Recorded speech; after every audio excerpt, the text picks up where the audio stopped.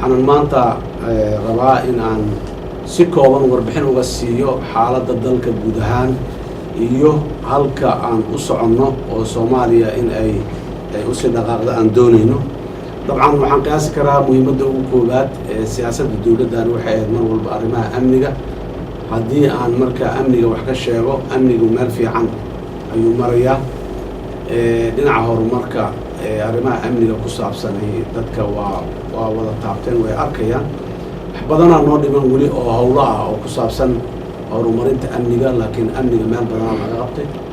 Soomaaliya maanta ilaahay mahadii dagaaladii sokay way ka dhammaadeen, oo maanta reer Soomaaliyeed oo reer kale kusii duulayo oo sidii la aqoon jiray ma jiro. amni darradii ay fowdada iyo nidaam la-aantu keentay inta badan way dhammaatay, oo maanta muxuu ahay waxyaabihii jiri jiro dhan ma jiraan. amni darrada maanta koowaad ee ugu weyn ee uguna adag waa midda ay nagu hayaan nimanka nabadiidka ah ee ugus, oo maxaan ku rahdaa ummadda Soomaaliyeed sidii loo gumaadi lahay iyo sidii loo bahdili lahay leh ka dhigtay maxaan ku rahdaa mihnad.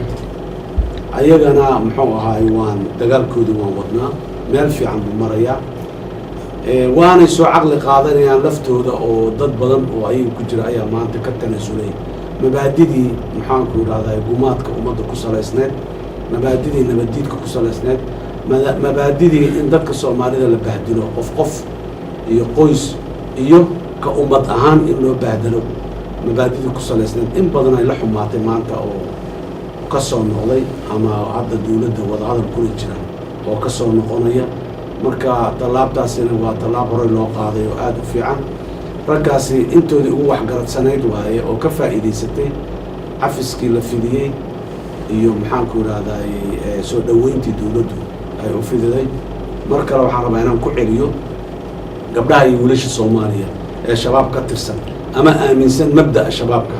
waxaan idin leeyahay kow, dalkan dalan ahayn ma lihidin, dalkiinu waa halkan. dalkani Soomaaliya la yiraahdo, dadka Soomaalida iskale, adinkuna Soomaaliya tiin. dalka idinlama laha, nalama laha. kuwa dembiyada ka soo galay dalalkoodii ummadahoodii ee soo cararay ee soo baqday nalama laha. dalkan annaga iskale, dalkan muslimiinta iskale, laakiin muslimiinta Soomaalida ah ayaa iskale. waxa aan Soomaali ahayn waa ajnabi. ajnabigana adduunyada si ay u mucaamishaa muslim iyo kuwa aan muslim ahayn intaba sidaas oo mucaamilayna. marka waxaan leenahay waxaan bogaadinayaa kuwa ku dhiiraday in ay wanaagga qaataan oo ay soo noqdaan. aakhiriga adduunyadana sharaf iyo cizi iyo karaamo ayay ku gaarayaan. laakiin kuwa weli duurka ku jira waxaan leenahay ka soo noqda. hooyooyinka iyo aabbayaasha Soomaaliyeed iyo walaalaha Soomaaliyeedna waxaan leenahay ha loo caqli celiyo inay soo noqdaan dhallinyaradaasi. dalkani waa dalkoodii, dal kale ma laha. marka annaguna sidaasaan ognahay, waana kula shaqaynaynaa, waana soo dhawaynaynaa inay dalkooda usoo noqdaan. qaab nololeedka ummadda Soomaaliyeed ee raalliga ka ahayd oo dalku inuu dawlad yeesho inay usoo noqdaan. ummaddu ilaahay ayaabaa dembiga laga gala cafiyo, ummaddana dembiga laga gala way cafinaysaa haddii aan yidhaahdo. taas marka aan intaas uga baxo, waxaan rabaa inaan u sheego ummadda Soomaaliyeed meel kastoo ay ku nooshahay, shabaab waa organization ama hay-ad ku salaysan fikir ku salaysan waayo. fikir ay qabiil kuma salaysna, yani qowmiyad iyo jinsi kuma salaysna, waxay ku salaysan tahay fikir. fikirkaasina waan wada garanaynaa waxa uu yahay iyo waxa uu ka hadlaayo iyo waxa uu saabsan yahay. fikirka noocaasi xuduud ma leh, fikirka noocaasi muwaadinimo ma leh, fikirka noocaasi qabiil ma leh, fikirka noocaasi yani qowmiyad ma leh.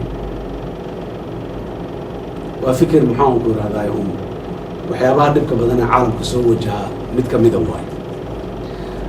maxaa marka maadaama fikir uu yahay xuduudna aanu lahayn, muwaadinna aanu lahayn, qowmiyadna aanu lahayn, maxaa keenay Soomaaliya oo al-shabaab waa Soomaaliya loo leeyahay? hal sabab oo keliya. hasha sabab ay keentay waxay tahay shabaab iyo Soomaaliya in la isku xiro waxay tahay dalka Soomaaliya wuxuu ahaan jiray meel aanay dawladi ka talin, meel aanan xukun ka jirin, meel aanay dawladnimo ka jirin. waa sababtaas sababta Abu Hebel iyo mid kasta oo khaa'in ah oo ummadiisa dembi inta ka soo galay soo baxsaday inta uu u yimid oo ukumaha dhigtay oo ku bulaalay waa sababtaas oo keliya dowladda soomaaliyana waxaa ka go-an dalkan inuu noqdo dal la xukumo oo dowlad leh oo dadkiisu inta u tashadeen cidday dooneen inta talada u dhiibteen ay xukunto cidday dadku raalli ka yihiin